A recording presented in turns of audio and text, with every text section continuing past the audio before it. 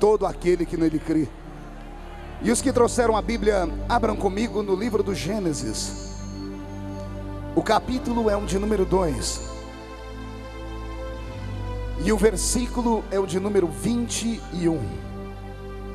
Deus está neste lugar. Eu vou apenas dar o aperitivo para vocês nessa tarde.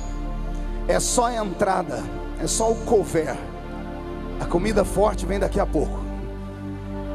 Pastor Benihim, se ele ministrar aqui nessa tarde, com a metade da unção que ele ministrou ontem em Brasília, vai ter gente aqui que vai perder o rumo da sua casa nessa noite. Vai ser um momento especial para a igreja brasileira, em especial a igreja do estado de São Paulo. Os paulistas estão preparados para um avivamento? Gênesis capítulo de número 2, versículo de número 21, está escrito assim: E então o Senhor fez cair um sono pesado sobre Adão. Este adormeceu e tomou uma das suas costelas, cerrou a carne em seu lugar, e da costela que o Senhor Deus tomou do homem, formou ele uma mulher e trouxe-a até Adão. Eu gostaria que vocês memorizassem a primeira parte do versículo, que diz assim: E então o Senhor Deus fez cair um sono profundo sobre Adão. Conseguem repetir comigo esse pedaço? 1, 2, 3. E então o Senhor Deus fez cair um sono profundo sobre Adão. Deus fez cair o que sobre Adão? Feche a sua Bíblia, coloque no banco, na cadeira. Pegue na mão da pessoa mais perfumada do seu lado. Aperte a mão dele ou dela com carinho até eles falarem aleluia. Pentecostal que não faz barulho está com defeito de fabricação, não é? Vamos orar. Pai, nós te exaltamos, nós te glorificamos, e nós entendemos que dentro de alguns minutos este lugar ficará pequeno para o tamanho da glória que o Senhor vai mandar dos céus. Daqui a alguns minutos os que vieram tristes começarão a saltar de alegria. Os que vieram se arrastando não voltam se arrastando para casa hoje. Hoje voltarão voando nas asas do seu espírito. Antes que eu comece a ministrar a sua palavra, cerque este ginásio com a sua glória, e num raio de 5 quilômetros onde houver um demônio alojado, eu dou a esses demônios segundos para sumirem daqui, porque se não sumirem, serão queimados pelo poder da sua glória que aqui será derramada. Rasga o céu sobre o estado de São Paulo nesta tarde.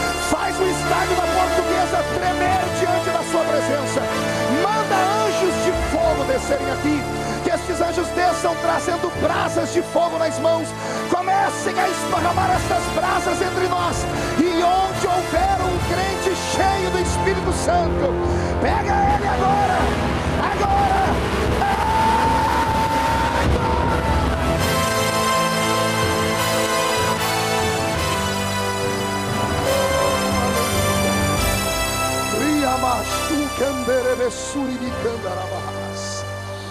amém e amém. Aqueles que podem, tomem o seu assento, dando a Jesus uma linda salva de palmas.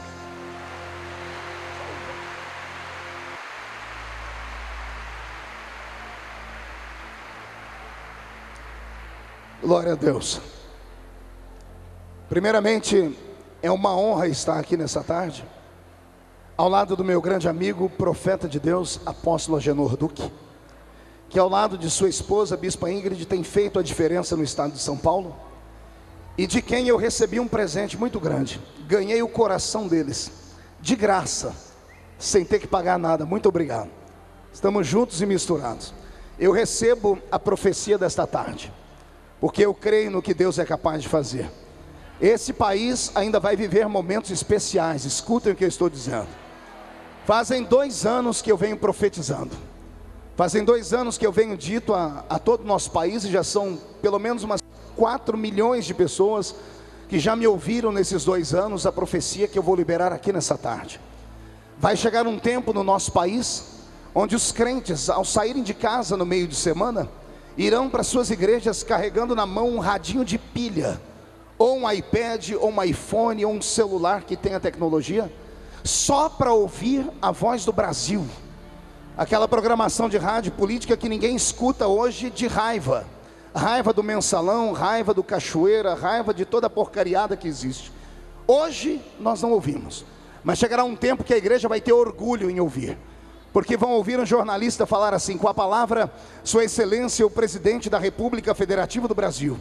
E o Presidente do Brasil vai começar o discurso dele assim: eu cumprimento os compatriotas brasileiros com a paz do Senhor Jesus Cristo.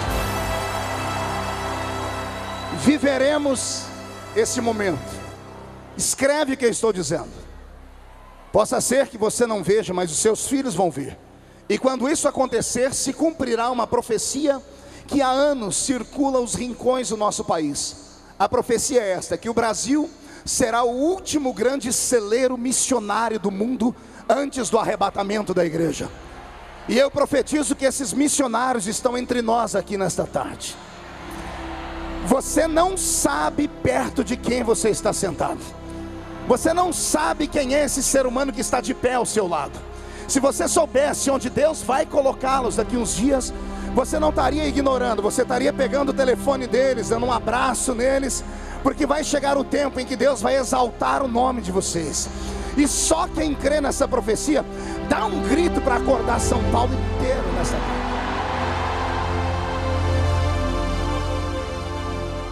A segunda honra que me faz ficar feliz essa tarde é que há 20 anos atrás eu estava numa cidadezinha chamada Sacramento, em Minas Gerais, recém-casado, de lua de mel.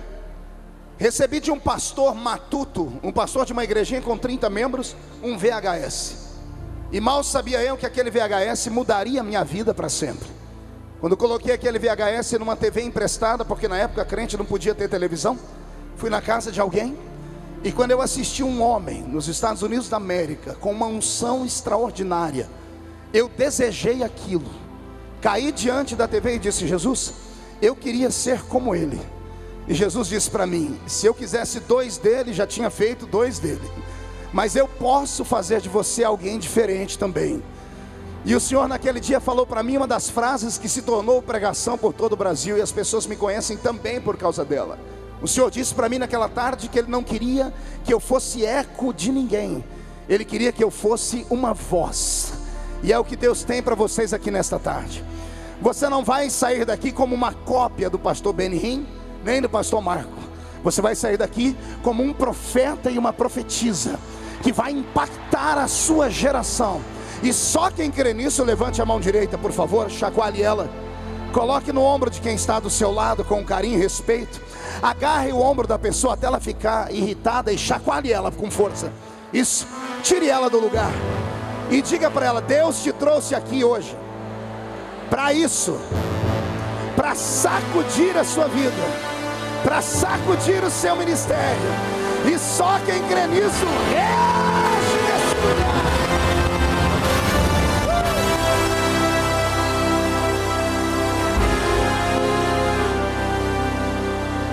Glória a Deus. Vou pedir para que o pastor Roberto Marinho mude a música. Vou pedir para que todos me deem 1 minuto de atenção. A exemplo dos grandes shows seculares, quando uma banda muito famosa vai se apresentar à noite, antes dela se apresenta uma banda mais ralé. E a banda ralé prepara a entrada da banda grande. Daqui a pouco vamos ouvir o pastor Benny Hinn, mas por enquanto você vai ouvir o pastor Benny Ruim, que sou eu. E como eu preciso preparar vocês para o que vem aí, respire fundo e diga para o seu irmão: aguenta, coração. Não, diga de maneira mais melodiosa, diga: aguenta, coração. Eu li um versículo nessa tarde. Esse versículo é usado geralmente em casamentos. O texto do Gênesis, quando fala da criação, da criatura mais bela que Deus já fez. E que pena que essa criatura não percebeu o que eu disse, então eu vou falar de novo. O texto que eu li, fala da criatura mais linda que Deus fez. A mulher. Glória a Deus. Uma vez eu estava nos Estados Unidos, a primeira vez que eu fui lá, eu me apavorei. As igrejas diferentes, as mulheres muito bem produzidas, e aqui no Brasil as mulheres não podiam nem respirar direito. Principalmente na igreja da qual eu sou parte, eu sou assembleiano. Naquela época, na minha igreja, as mulheres tinham uma cota de oxigênio. Se respirasse um pouquinho além, era excluída, né? Havia mais pecado para a mulher do que para o homem. E aí eu entro num país onde as mulheres da igreja estão mais produzidas do que uma árvore de Natal. Fiquei escandalizado. Procurei uma missionária no final do culto, a irmã Lola, já uma anciã, e disse: irmã Lola, por que as mulheres daqui não têm doutrina? Por que as mulheres daqui se vestem assim? E a irmã Lola me deu uma lição que eu nunca mais esqueci. Ela disse: aprenda, jovem pastor, que a mulher não é um ser humano normal. Eu disse: como assim? E ela me disse: a mulher, a princípio, não estava no coração de Deus para ser criada. Deus criou um homem à sua imagem, à sua semelhança. Mas quando viu Deus que a vida do homem estava triste, Deus quis alegrar o coração do homem. E então Deus fez uma criatura diferente de tudo. E ela disse: imagine uma mulher com uma flor atrás da orelha esquerda ou direita. Fica bonita. Uma mulher com os lábios de outra cor, fica bonita. Tudo que faz com uma mulher fica bonita. As mães que aqui estão sabem disso. Quem aqui é mãe e teve uma filhinha? Levante a mão. Mães e pais que tiveram filha. Essas mesmas mães e pais, quem aqui teve filhos, homens? Me diga aí, quem é mais fácil enfeitar, o menininho ou a menininha? Não entendi? Por quê? Tenta colocar uma flor atrás da orelha de um homem. Que desgraça que fica. É sério. Quando a gente vê por aí alguns homens meio afeminados, usando uns brincões, tiara na cabeça, lápis no olho, a gente bate na madeira dizendo: isola. Porque homem não foi feito para isso, mas mulher não. E a irmã Lola me disse: Deus amou tanto o homem, que deu para o homem uma criatura que veio ornamentar a vida dele. Deus deu ao homem um presente que viesse deixar a vida dele bonita demais. E aí ela me disse, com todo respeito, pregador, Deus fez o homem bonito, mas fez a mulher maravilhosa.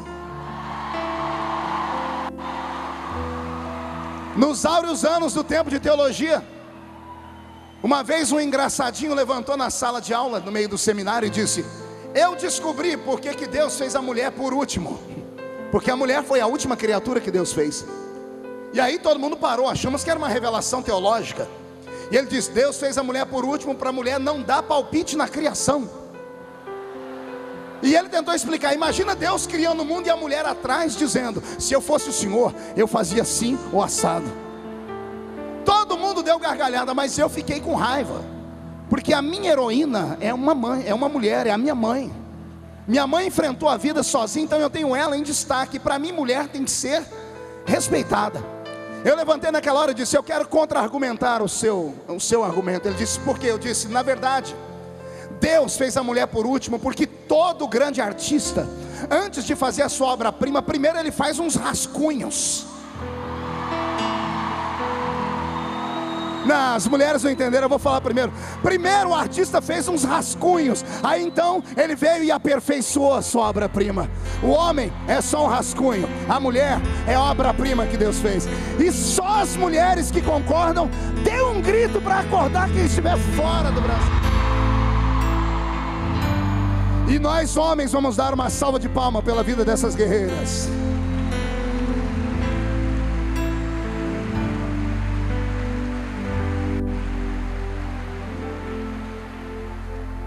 E agora que eu sinto que conquistei a plateia, me escute.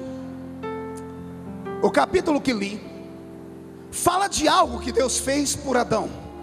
E a Bíblia diz que Deus fez cair em Adão um sono profundo. Deus fez cair em Adão o quê?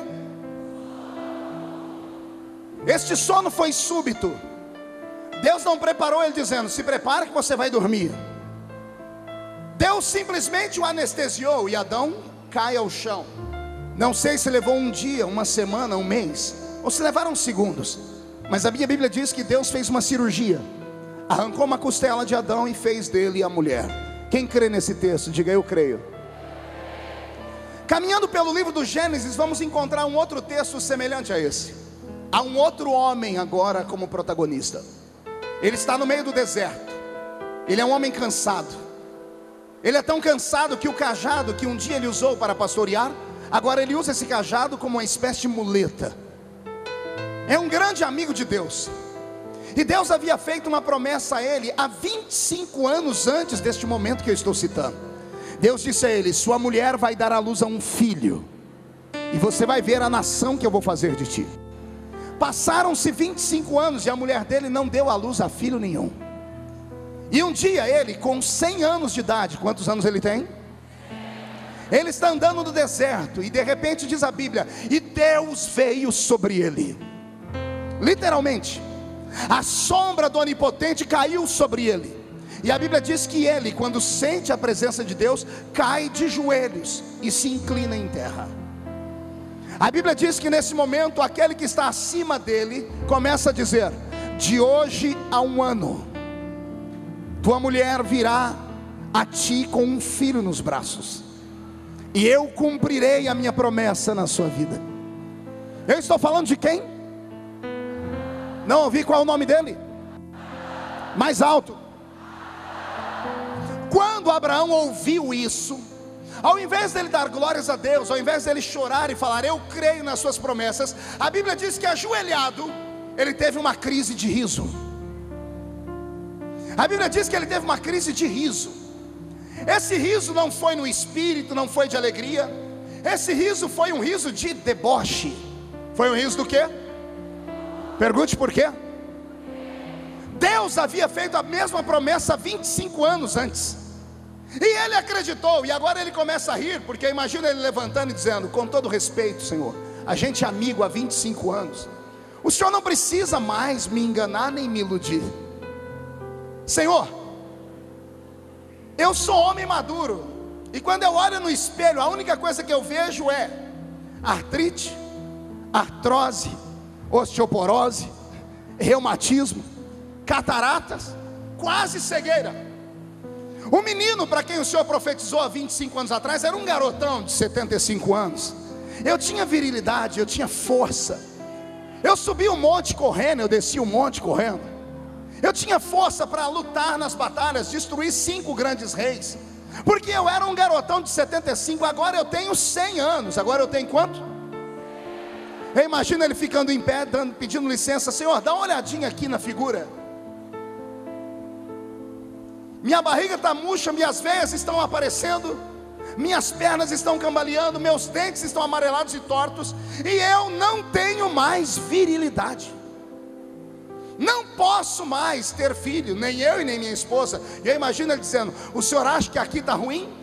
Vai lá na minha tenda agora, dá uma olhadinha na minha cama, vê a minha namorada. Minha namorada, Senhor, só tem 90 anos. Quantos anos tem a mulher de Abraão? Meu Deus, quase que eu fiz o sinal da cruz agora.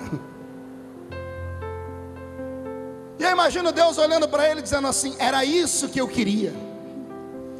Eu queria esgotar todas as possibilidades humanas, para você amanhã não vir falar que era um desvio no seu DNA, que era um método novo inventado pela medicina do Egito, porque você está perto do Egito. Eu não queria que a glória fosse de homem nenhum. Eu esperei você ficar velho desse jeito e a sua mulher velha desse jeito, para provar que operando eu,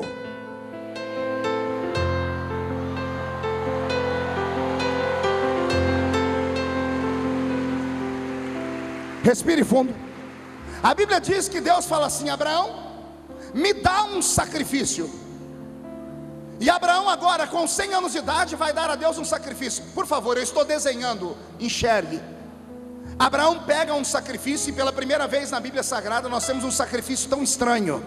Isso está no capítulo 17 do livro do Gênesis, do 15 ao 17. Você vai ver que a Bíblia diz que Abraão pega um cordeiro, um animal, corta em fatias, em pedaços, e do chão ele pega e levanta pedaços por pedaços, vai até o altar e coloca. Ele está tão velho e tão cansado que o período em que ele levou para matar o animal, tirar a pele do animal, partir o animal em pedaços e levar até o altar, o cheiro da carne subiu, ao ponto de estar quase em estado de putrefação. A minha Bíblia diz que enquanto Abraão pegava o sacrifício e levava para o altar, as aves de rapina, os urubus, vinham tentar roubar o sacrifício. Você nunca vai ver um sacrifício assim na Bíblia. Todas as vezes sacerdotes fortes e viris, porque sacerdotes tinham que ter no máximo até 50 anos, isso era a vida do sumo sacerdote, porque aí ele teria força para segurar um garrote, sangrar o garrote, cortar rápido e oferecer. Abraão está tão velho que ele não dá conta. Enquanto ele vai colocar um pedaço de carne aqui, os urubus vêm aqui, ele enxota os urubus daqui, os urubus vão em cima do altar. Ele faz isso durante tantas vezes que a Bíblia diz, e de repente os olhos de Abraão se escurecem. O que acontece com os olhos dele? Pergunte ao seu irmão, o que você acha que aconteceu? Olhe para mim. Abraão esgotou toda a energia dele, a glicose dele foi a zero. Abraão começa a ter um mal súbito, a pressão dele cai a zero, ele perde as forças, por isso as vistas embaçaram e escureceram. Ele usou toda a energia dele, e a Bíblia diz que enquanto os olhos dele escurecem, por um momento ele tem um vislumbre, ele sente um vento passar perto dele. Quando ele olha o vento indo, do lado contrário vem uma labareda de fogo. E a Bíblia diz que Deus faz cair em Abraão um sono. Não ouvi, Deus faz cair o que sobre ele? Lembra o seu irmão Adão, teve um sono profundo também. Toda vez que Deus quer fazer algo extraordinário, quando Ele quer mudar a vida de pessoas, pelo menos de pessoas importantíssimas para o reino dele, parece que Deus toca o corpo desses homens e mulheres de maneira extraordinária. Pastor, mas isso aí só tem no Velho Testamento. Eu também pensei que era, mas não era. Em Atos dos Apóstolos, capítulo 19, você vai ver Paulo pregando na cidade de Troade. Enquanto Paulo está pregando à meia-noite, um menino despenca do terceiro andar, cai e morre. Quando as pessoas se aproximam dele, a Bíblia diz, e caiu sobre Eutico um sono. Não ouvi? As pessoas diziam que ele estava morto, mas a Bíblia diz que ele não estava. Havia caído sobre ele um sono profundo. E vem Paulo, toma o menino pela mão e diz, em nome de Jesus Cristo, levanta e anda. Graças a esse sermão, Paulo recebeu inspiração para escrever a carta aos Coríntios, no capítulo 15, dizendo, assim como Jesus Cristo ressuscitou dos mortos, nós também sofreremos com o impacto da ressurreição dos corpos. Quem crê nessas coisas fabulosas, dê um grito de glória a Deus.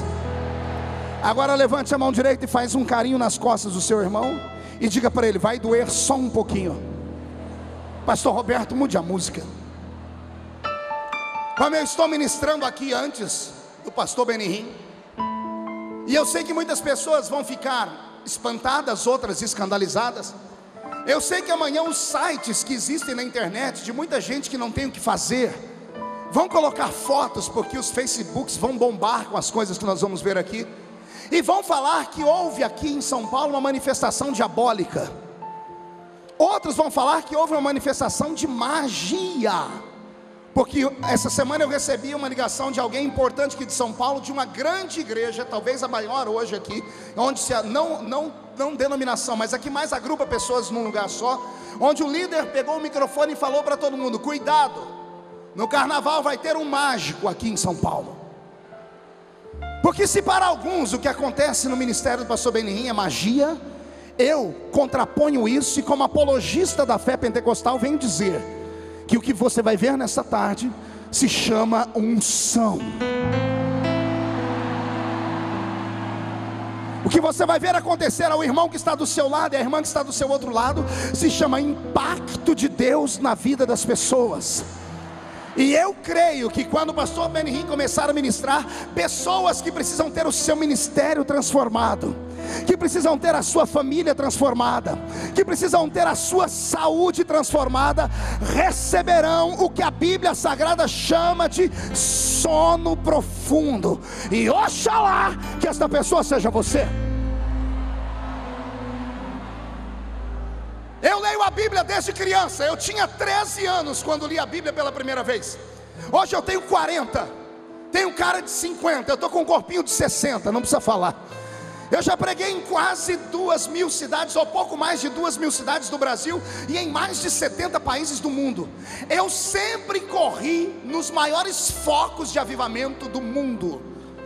Os avivamentos que você ouviu falar da nossa geração, eu estive presente. Eu estive lá. Quando explodiu essa unção lá no Canadá, porque o pastor Benihim começa a ministrar do Canadá para cá, eu fui em Toronto e eu vi no olho presente a bênção que veio de Toronto. Eu vi acontecer fatos extraordinários.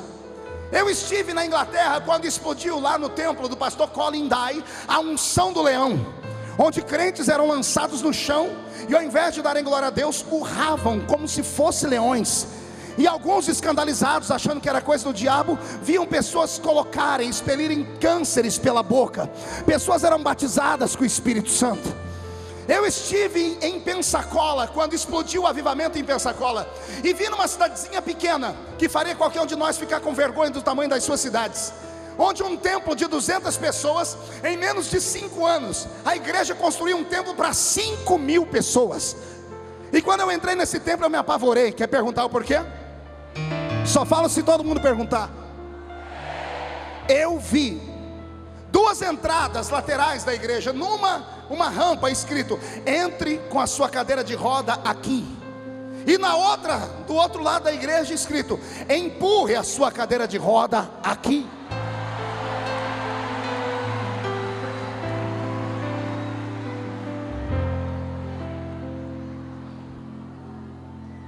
Há 3 anos atrás eu estava na Marcha para Jesus em Miami, junto do apóstolo Estevão e da bispa Sônia.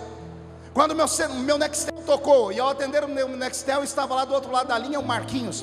Marquinhos é um jovem pastor lá de Boston, e ele estava numa cidadezinha chamada Lakeland. E lá em Lakeland ele me contou: pastor, eu estou aqui apavorado.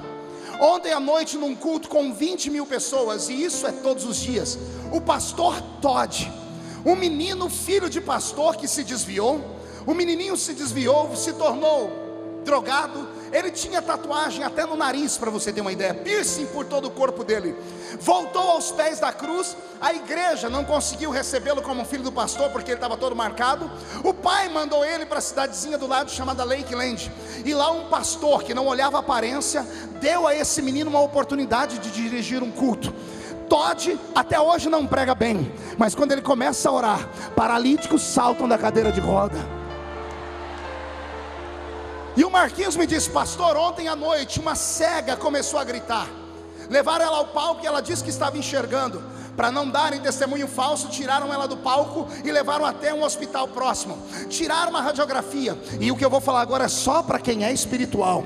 No lugar onde ela tinha uma prótese, a prótese permaneceu, mas como a prótese do olho era oca, nas radiografias um nervo saiu de dentro do cérebro, encontrou um espaçozinho, entrou dentro da córnea e criou lá dentro um olho natural.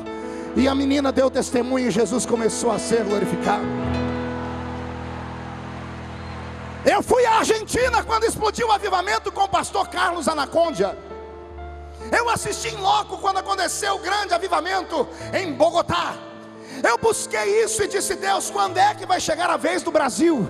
E o Senhor me disse: quando a igreja brasileira abrir o coração para crer que aquilo que os olhos não viram, os ouvidos não ouviram, aquilo que não subiu ao coração do homem, é o que eu tenho reservado para aqueles que me amam. Eu falo sem nenhum tipo de constrangimento e falo com ousadia. Esta tarde vai ser um divisor de águas na nossa vida.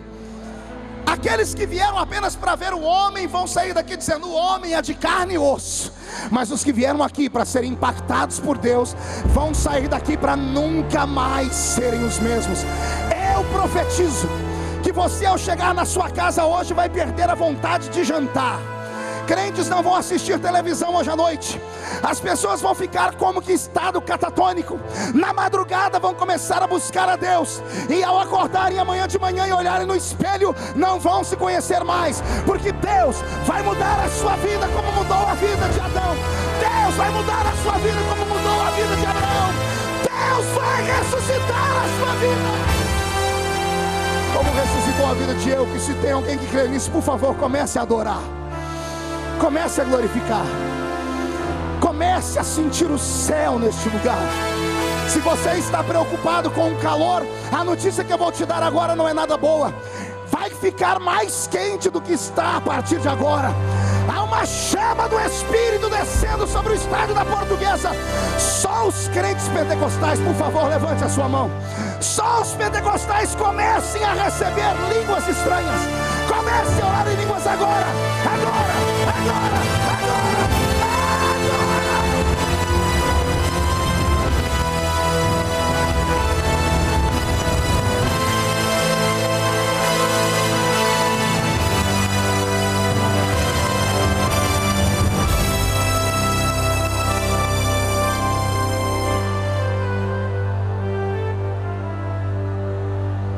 Nas 3 histórias bíblicas que eu aqui citei, está a mensagem que eu quero passar a vocês antes que o profeta chegue a este lugar. Primeiro, assim como caiu um sono profundo em Adão, e Deus deu a Adão o seu melhor presente, Deus dará a você hoje o maior presente que você jamais sonhou em toda a sua vida. Só quem acredita pega essa profecia, põe dentro do peito, murcha a barriga, olhe para a cara do seu irmão e diga: se você não crê, o problema é seu. Diga: eu creio. Não, diga com mais força, diga: eu creio. Então profetiza para si mesmo: a minha vida muda nessa tarde.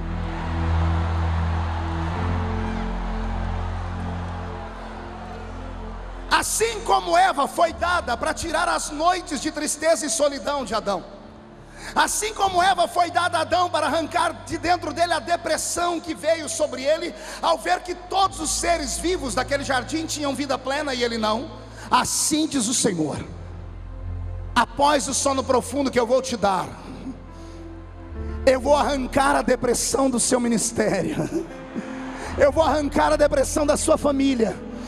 Você não vai mais sentir inveja do ministério de ninguém. Ah, você não entendeu? Eu vou falar de novo. Você não vai mais olhar tudo e ficar babando. Deus te dará um ministério de fogo. Deus vai te dar um ministério onde as nações vão querer te ouvir. Respire fundo e diga: isso é só o começo. Segundo, Deus fez cair um sono profundo em Abraão só para fazer uma coisa nele, para rejuvenescê-lo. Você sabia que a tradição dos hebreus diz que depois desse sono, Abraão acorda de madrugada no deserto, e desesperado, porque Sara é muito brava, e ele nunca tinha passado uma noite fora de casa. A história diz que ele entra correndo para dentro da tenda dele, e quando ele vai se deitar, ele toma um susto. Pergunte por quê? Quando ele encosta no corpo de Sara, ele se arrepia, porque o corpo de Sara está como o corpo de uma menina de 15 anos, mas ele deixou em casa uma mulher de 90. A história diz que ele salta da cama, descobre e diz para ela: menina, saia da minha cama, porque se a minha mulher te pega aqui, você não conhece Sara. Ela diz: saia você, garotão, do meu quarto, porque se o meu marido Abraão te pega aqui, você está frito. E ele olha para dizer assim: Sara. E ela olha para dizer assim: Abraão? Abraão descobre o corpo. Isso é a tradição dos hebreus, contam isso em forma de poema. Ele descobre, quando vê aquele mulherão, ele faz: foi Sara? E ela olha para ele, aquele rapazote, diz assim: Abraão, o que aconteceu com você, minha velha? Ela disse: eu não sei, eu dormi velha e acordei nesse corpo. E com você, meu velho? Ele diz: Deus me visitou e fez cair um sono profundo. Ô pastor, isso é só lenda, o senhor acredita nisso? Acredito cegamente, porque você vai ver que lá pelo capítulo 20, 21 de Gênesis, Abraão resolve sair em lua de mel com Sara. Mas ele tem mais de 100 anos e ela tem. Quando ele está chegando na terra, onde ele vai passar as luas de mel dela, ele diz: filha, se alguém perguntar o que você é minha, fala que você é minha. Não ouvi? E ele explica o motivo: porque quando olharem para essa sua formosura, vão querer me matar para dormir com você. Ei, quem é que vai cobiçar uma mulher de 90 anos? Só se for um asilo, só se for um museu.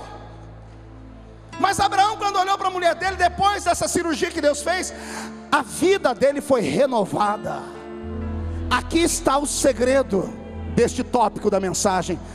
Aqueles que forem impactados nessa tarde aqui, ao voltarem em si, voltarão com a sua vida renovada.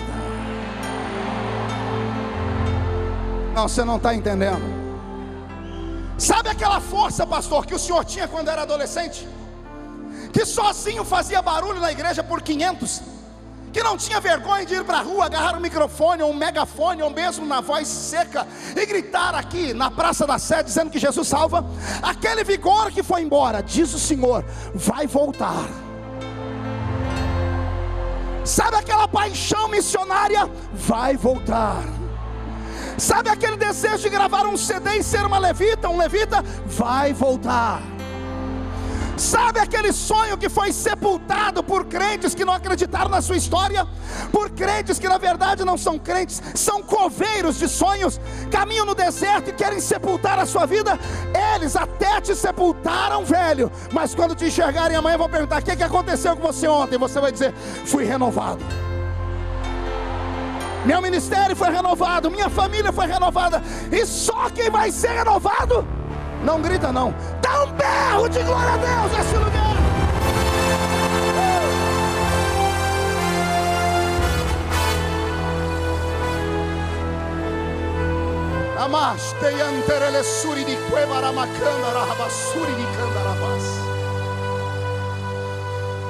Me ouça por um minuto, Roberto, mude a música para mim.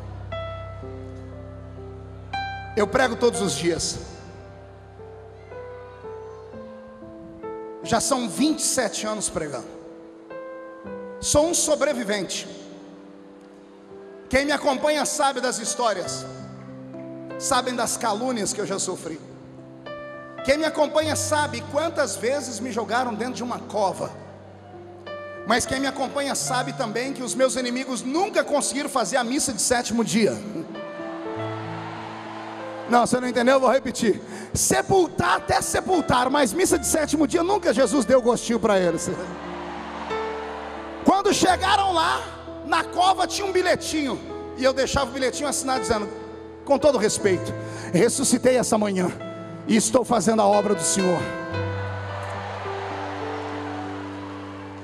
Hoje, além de pastor que continua pregando todos os dias, eu atuo também na esfera federal. E como deputado federal, talvez o mais atuante da Frente Parlamentar Evangélica em Brasília. Nós somos em 83, mas o que mais briga sou eu, o que mais aparece sou eu, o que mais arruma confusão sou eu, o que mais é ameaçado de morte sou eu, o que mais é chamado de fundamentalista, de maluco, de deputado da idade medieval, pelos grandes progressistas desse país, sou eu. E ultimamente eu venho sido cobrado por muitos pastores, que quando mandam um e-mail para mim, diz assim: você não pode deixar passar essas leis, a bancada tem que acordar, nós elegemos vocês para isso. E nem tudo dá para a gente segurar, porque nós somos um grupo de 80, num contingente de 517. No Senado nós temos 81 senadores, só 2 professam a fé evangélica sem nenhum tipo de vergonha. Temos 3, mas um de número 3, como a religião dele é o partido dele, ele nunca vota conosco. Então nós somos um grupo pequeno. E dia desse eu estava desesperado, chorando, falando: Deus me ajuda. E Jesus veio ao meu coração e disse: transmita esse recado à igreja. Quem tem que lutar contra o pecado e protestar contra as coisas ruins no Brasil não é político. Quem tem que profetizar contra o pecado é a igreja. Não, você não entendeu? Vou repetir. Ficar atrás de uma televisão assistindo o pastor Silas Malafaia de um lado e eu do outro brigando é muito confortável. Eu queria saber, cadê a igreja protestante? Cadê a igreja que, para juntarmos uma multidão como essa, não é tão difícil, mas que podíamos com essa mesma multidão botar uma camisa dizendo pela família, e sairmos pela rua chamando a atenção da mídia, chamando a atenção de todas as pessoas, dizendo: nós queremos que o cristianismo seja respeitado nessa nação. Aí alguém vai dizer: não, pastor, mas o país é laico. O país é laico, mas não é ateu. O país não tem uma religião oficial, mas nós sabemos que mais de 90% desse país professa o Cristo que foi morto e ressuscitado. Agora, cadê os homens e mulheres de coragem? Na marcha para Jesus desse ano aqui em São Paulo, e eu vou pedir desculpa porque eu não vou citar nomes, mas na marcha para Jesus aqui em São Paulo esse ano eu procurei os dirigentes da marcha. Eu disse: eu tenho a cura para o casamento gay. Dentro da política, um plebiscito. Para se ter um plebiscito no país é preciso da assinatura de 1/3 dos deputados federais, 171 assinaturas. A duras provas eu consegui. Para colocar em votação é preciso que o presidente da mesa resolva. E para colocar em votação direto no plenário, porque é mais fácil, porque nas comissões meia dúzia de pessoas que definem, e um assunto como esse não deve ser meia dúzia de pessoas, deve ser o plenário inteiro. Eu precisaria da assinatura só de 1.200.000 crentes, 1.200.000 pessoas numa moção popular dizendo ao presidente: nós queremos que esse assunto vá a plenário, porque quem elegeu os deputados foram o povo. E vamos perguntar aos representantes do povo se eles aceitam que homens e mulheres se casem no civil, e depois do civil querem o religioso, e querem adotar crianças, e querem mais 1 milhão de coisas. Eu liguei para os dirigentes da marcha, sabe o que eu ouvi deles? Não podemos fazer isso. Eu falei: como não? Vocês dizem que tem mais de 2 milhões de pessoas na rua. Eu preciso só de 100 jovens para pegar assinatura. Se vocês não têm os jovens, eu ponho, eu pago a eles. Os dirigentes: não, pastor, nós não podemos nos misturar com política. E eu perguntei por quê? Porque parte do dinheiro investido aqui na marcha veio da política. E se a gente fizer isso ano que vem, nós não temos dinheiro para fazer a marcha. Covardes! Covardes! Covardes!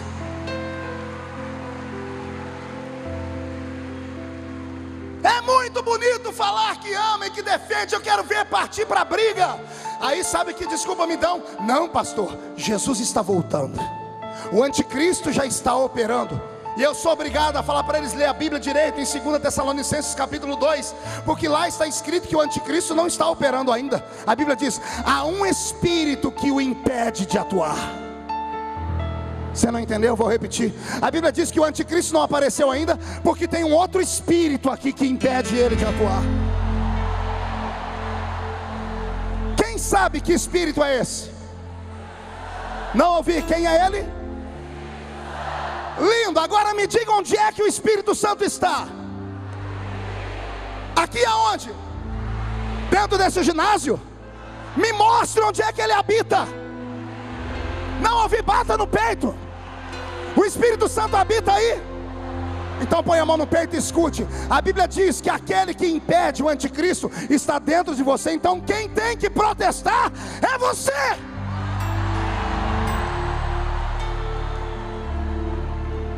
Quem é luz do mundo e sal da terra é você. E aí nós vivemos amordaçados e amarrados.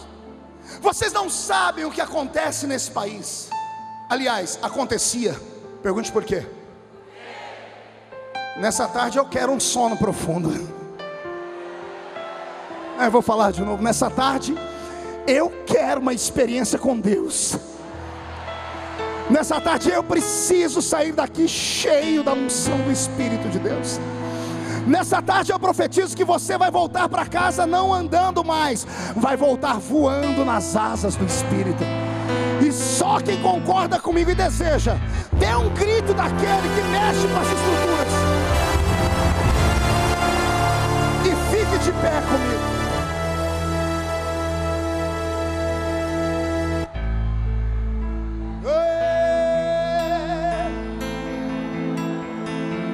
Desperta, igreja. Desperta, povo do Senhor. Pegue na mão de quem está ao seu lado, porque vamos sentir a presença do Salvador.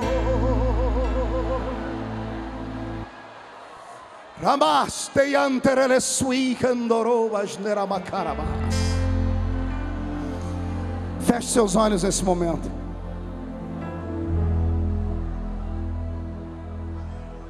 Eu vou convidar a igreja toda a cantar comigo um cântico que eu aprendi há poucos dias. É simples. Nós vamos reproduzir na terra o cântico dos serafins. E vamos mostrar a Deus que nós não estamos aqui por causa de homens, que nós estamos aqui por causa dele. Nós vamos cantar santo, santo. Vamos dizer que santo é o Senhor dos exércitos. E na medida em que estivermos cantando isso de olhos fechados, o ambiente começa a ficar saturado pela presença daquele que vai hoje ornamentar a sua vida, renovar a sua vida. E o mais forte, o Deus que ressuscitou o Eutico, vai ressuscitar os teus sonhos. Você crê nisso? Feche os olhos.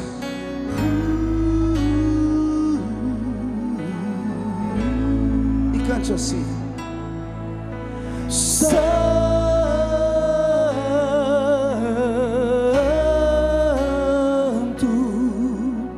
Santo.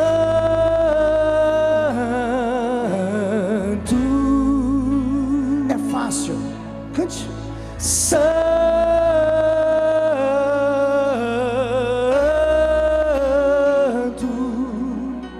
Santo.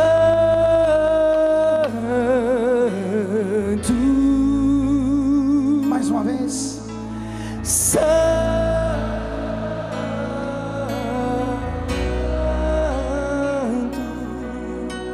Santo.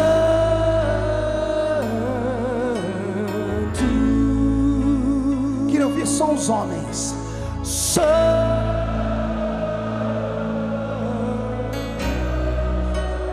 E as mulheres dando glória a Deus. Os homens cantam e as mulheres adoram. Oh, Santo,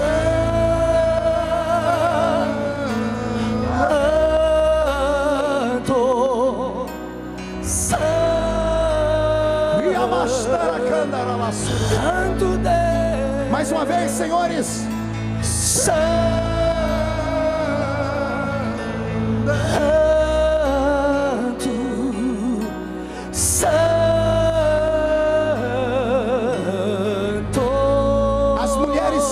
santo. E os homens oram. Santo,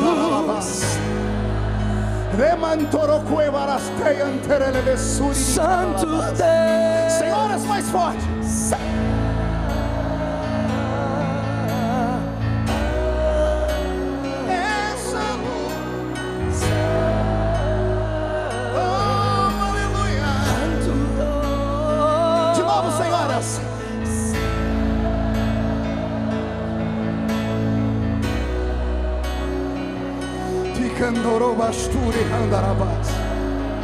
A Shekinah de Deus está aqui neste lugar. Todos cantando agora. Santo,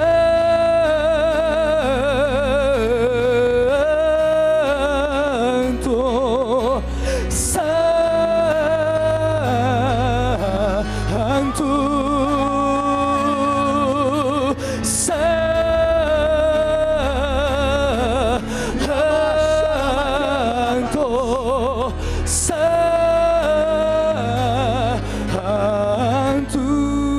Feche seus olhos e coloque dentro do seu coração agora um pedido. E enquanto você coloca dentro do seu coração o pedido que você quer nessa tarde, eu vou te convidar a rasgar a sua alma e a entrar comigo no Santo dos Santos. Eu me rasgo por inteiro, faço tudo, mas vem novamente. Eu mergulho na mirra ardente, mas peço que tua presença aumente. Eu me rasgo por inteiro, faço tudo, mas vem novamente. Eu mergulhe no azeite, na mirra ardente, mas peço que tua presença aumente. E se eu passar pelo fogo, não temerei. Na tua fumaça de glória eu entrarei. Longe do santo dos santos, não sei mais viver.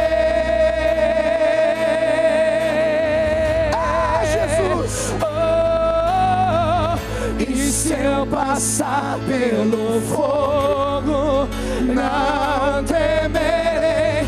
Na tua fumaça de glória eu entrarei. Longe do santo dos santos, não sei mais viver.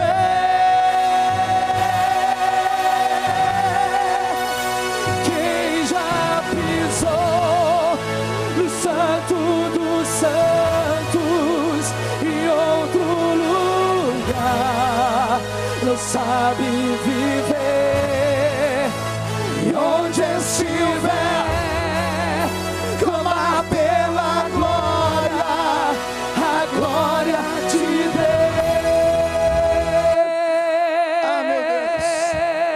Deus. Quem já pisou no santo dos santos, em outro lugar, não sabe viver. E onde estiver, clamar pela glória, a glória de Deus. Santo Roberto, Santo,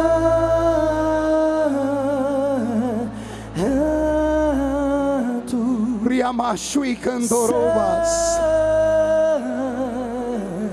Jesus está começando a batizar com o Espírito Santo. Comece a receber um milagre nesta tarde.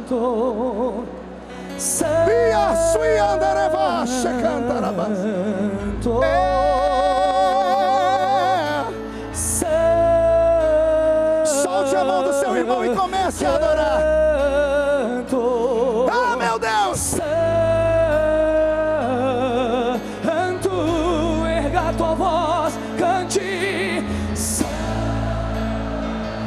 E arasuiantere vestiri bicaralahas. Yeah. Riantoromasu de cantere le vesuire harabadagas. Ah, glória!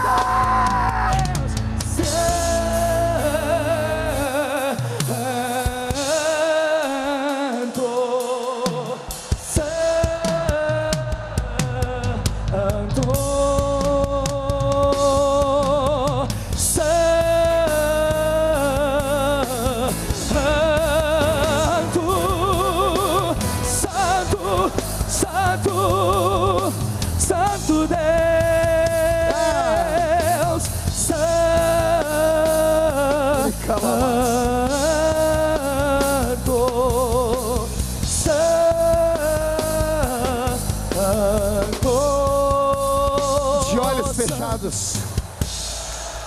De olhos fechados, levante as suas duas mãos para o céu. Chacoalhe suas duas mãos.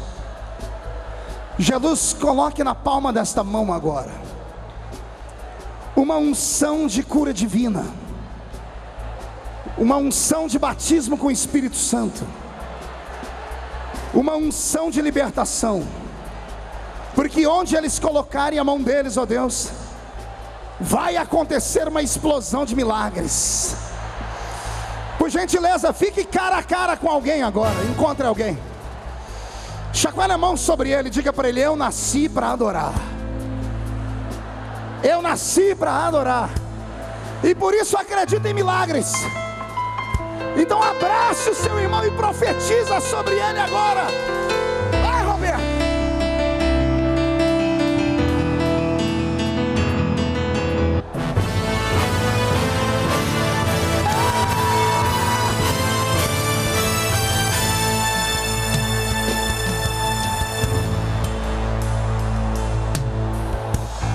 O Deus de Israel, eu sei que eu não vim a esse mundo pra adorar outro rei. Os leões estão rugindo sem parar, meu louvor incomodou a todos que são contra ti, ó Jeová.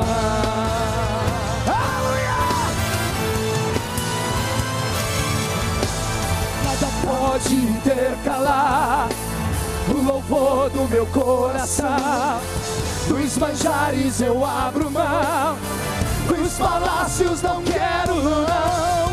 Eis-me aqui como Daniel, com os olhos voltados pro céu, com o risco de morrer, mas o que me importa é te obedecer. Senhor, não vou dividir a minha adoração, exclusivo é o meu coração. Eu vivo só pra ti, não abro mão do céu, até diante da morte prefiro ser fiel. Para encerrar a minha participação, ouça-me. Para você receber o que você veio receber hoje, você precisa vencer o seu último inimigo. Eu disse que você tem que vencer o último o quê? Não ouvi, tem que vencer o quê? Pergunte a mim, que inimigo é esse, pastor? Ele chama-se medo. Qual o nome do inimigo? Medo do que vão falar de você,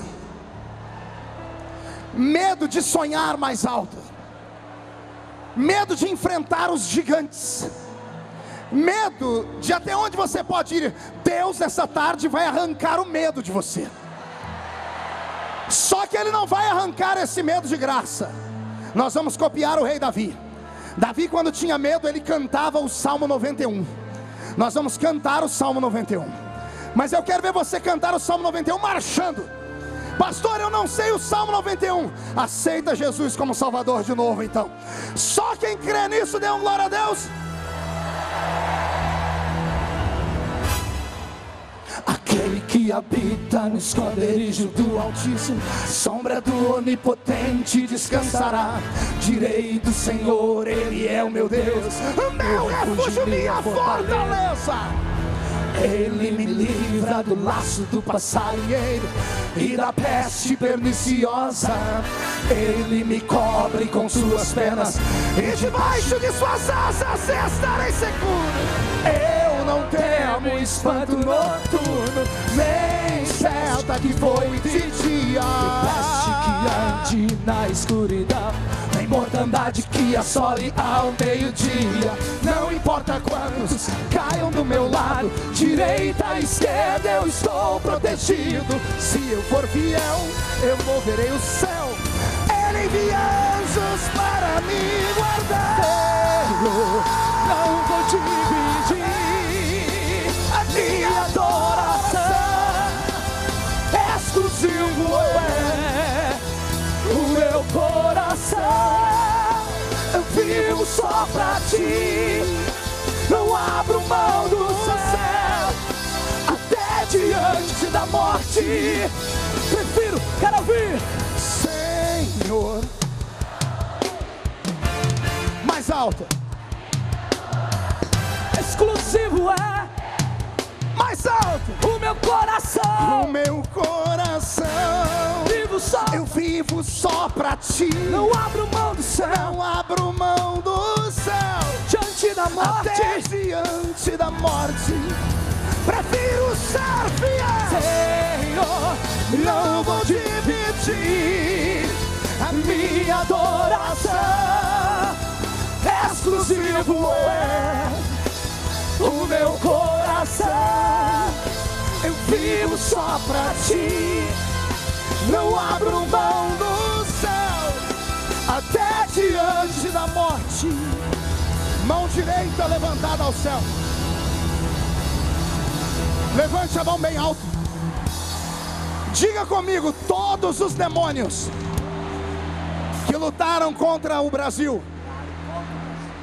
Mais alto: todos os demônios que lutaram contra o Brasil, contra o estado de São Paulo, contra a nossa igreja, eu ordeno. Não estou pedindo, estou ordenando. Venha para a palma da minha mão agora. Feche a sua mão e segure ela. Eu vou cantar até 3. E aí nós vamos jogar no chão e pisar em cima. E aí você vai abraçar 3 pessoas e vai falar para ele: tá pronto para um sono profundo que vai mudar a sua vida toda? 1, você nunca mais será o mesmo. 1,5, sua família vai sentir orgulho de você. 2, quem viver verá, para ver o que acontece na sua vida hoje nesse lugar. 2,5, Satanás vai ter que se mudar do Brasil, porque a vitória é nossa. 3, jogue no chão, piso em cima.